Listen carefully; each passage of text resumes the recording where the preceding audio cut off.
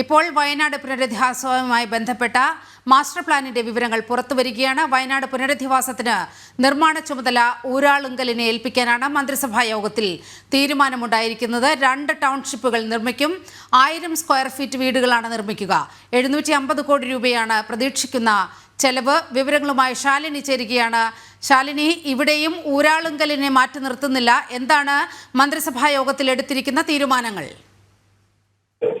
നീലിമ സൂചിപ്പിച്ചതുപോലെ തന്നെയാണ് സംസ്ഥാനത്ത് നടക്കുന്ന സർക്കാരിന്റെ കീഴിലെ എല്ലാ നിർമ്മാണ പ്രവർത്തനങ്ങളും അത് ഊരാളുങ്കലിന് കീഴിൽ മതി എന്നുള്ളൊരു തീരുമാനം സർക്കാർ തലത്തിലുണ്ട്. അതേ തീരുമാനം തന്നെയാണ് ഇപ്പോൾ വയനാട് ഉണ്ടായിട്ടുള്ള ദുരന്ത പശ്ചാത്തലത്തിൽ ആ പുനർനിർമ്മാണ പദ്ധതിയിലും ഉണ്ടായിട്ടുള്ളത് എന്നുള്ളതാണ് ഏറ്റവും ശ്രദ്ധേയമായിട്ടുള്ള കാര്യം. മുഖ്യമന്ത്രി പിണറായി വിജയന്റെ നേതൃത്വത്തിൽ ചേർന്ന യോഗത്തിലും ധാരണയിൽ എത്തിയിട്ടുള്ളത് നിർമ്മാണ ചുമതല അത് ഊരാളുങ്കലിന് തന്നെ നൽകാനുള്ളതാണ് എന്നുള്ളതാണ്. അതിന്റെ നിർമ്മാണ മേൽനോട്ടം ഊരാളുങ്കൽ നടത്തും.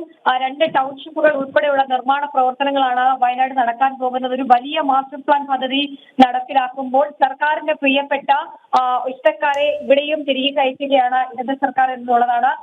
1000 സ്ക്വയർ ഫീറ്റ് വീടുകൾ, ഒറ്റ നിലയിൽ 1000 സ്ക്വയർ ഫീറ്റ് വീടുകളാണ് നിർമ്മിക്കുന്നത്.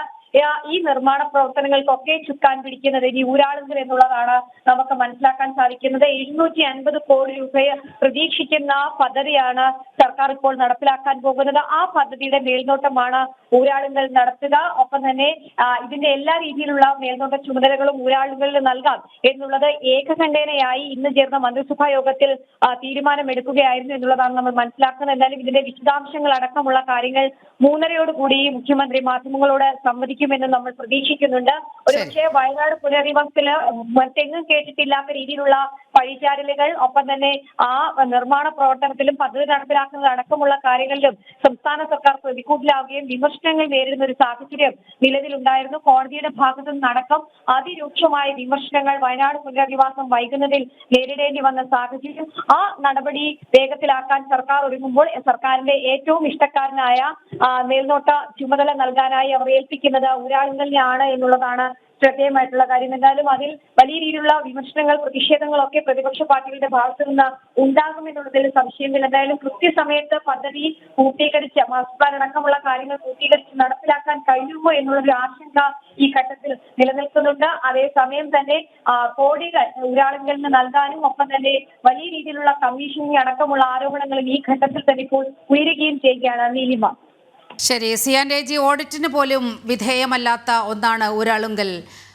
സൊസൈറ്റി എന്ന് പറയുന്നത്. ഒട്ടേറെ വിമർശനങ്ങൾ നേരത്തെയും ഊരാളുങ്കലിനെ ചൊല്ലി ഉയർന്നതാണ്.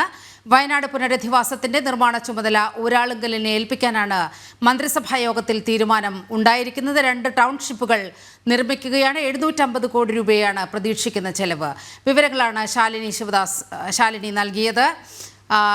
3:30 മുഖ്യമന്ത്രി ഈ പദ്ധതിയുടെ വിശദാംശങ്ങൾ വിശദീകരിച്ചുകൊണ്ട് മുഖ്യമന്ത്രി വാർത്താസമ്മേളനം നടത്തുകയും ചെയ്യും.